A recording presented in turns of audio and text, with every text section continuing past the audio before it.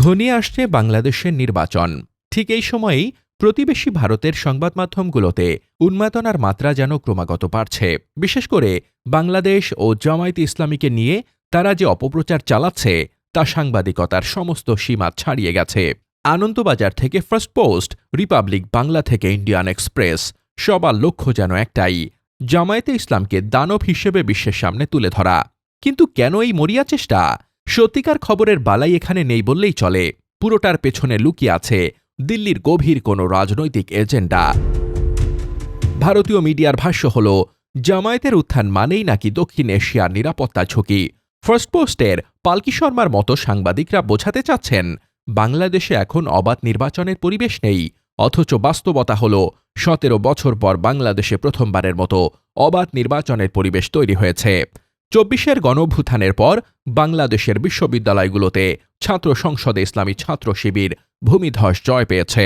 এই নির্বাচনগুলোতেও শিক্ষার্থীদের অংশগ্রহণ ছিল ব্যাপক, অথচ গণতন্ত্রের রক্ষক দাবিদার ভারতীয় মিডিয়া তখন সেই বিজয়কে মৌলবাদের উত্থান হিসেবে তুলে ধরেছে। জনগণের গণতান্ত্রিক রায়কে উগ্রবাদ বা মৌলবাদ বলে কার্যত তারা সরাসরি বাংলাদেশের বিরুদ্ধে অবস্থান নিয়েছে। ভারতীয় মিডিয়ার আরেকটি পুরনো অস্ত্র হল সাম্প্রদায়িক কার্ড। যশোরের নিতান্তই ব্যক্তিগত ও অপরাধমূলক ঘটনায় রানা প্রতাপ বৈরাগী নিহত হয়েছে, কিন্তু খবরের ৯৫% সত্য চেপে গিয়ে সেটাকেও তারা হিন্দু নিধন হিসেবে রং চড়িয়ে প্রচার করেছে। অথচ বিবিসি বাংলার অনুসন্ধানে দেখা গেছে নিহত ব্যক্তির অপরাধ জগতের সাথে যোগাযোগ ছিল, কিন্তু ভারতীয় মিডিয়া সত্যের তোয়াক্কা করছে না, সরাসরি দোষ চাপিয়ে দিচ্ছে জামায়াত বা অন্য কোনো কথিত কট্টরপন্থীদের ওপর। তাদের লক্ষ্য পরিষ্কার, বাংলাদেশে ছাত্র জনতার বিজয়কে ইসলামী বিপ্লব তকমা দিয়ে বিশ্বজুড়ে আতঙ্ক ছড়ানো। কেন এই কাজ করছে ভারত? কূটনৈতিক বিশ্লেষকরা বলছেন, ফ্যাসিবাদী আওয়ামী লীগের পতনের পর দিল্লি এখন কার্যত দিশেহারা। তারা বিএনপিকে কাছে টানতে চাচ্ছে, কিন্তু শর্ত হল বিএনপিকে কোনোভাবেই জামায়াতের সাথে থাকা চলবে না। ভারতীয় মিডিয়া মূলত এই অলিখিত শর্ত কার্যকর করতেই জামায়াতের বিরুদ্ধে নোংরা মিথ্যা অপপ্রচারে নেমেছে। জামায়াতকে একঘরে করে বাংলাদেশের রাজনীতিতে তারা নিজেদের নিয়ন্ত্রণ ফিরে পেতে মরিয়া হয়ে উঠেছে।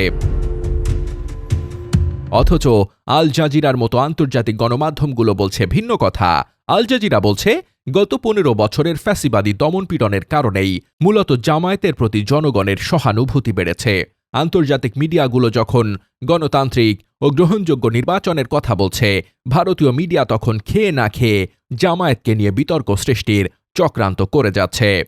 বিশ্লেষকরা বলছেন, ৭১-এর ভারতীয় বয়ানের কার্ড খেলে বা বাংলাদেশকে তালিবানি রাষ্ট্র বানানোর কল্পিত মিথ্যা বয়ান দিয়ে আর বাংলাদেশের মানুষের আকাঙ্ক্ষাকে চেপে রাখা যাবে না।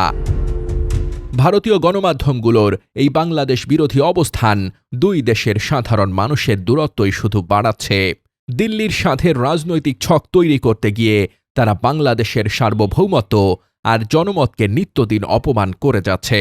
তাদের এই অসুস্থ তৎপরতা বাংলাদেশের জনগণকে ভারতের বিরুদ্ধে আরও ক্ষুব্ধ করে তুলবে। এর শেষ পরিণতি ভারতের জন্যই ভালো হবে না।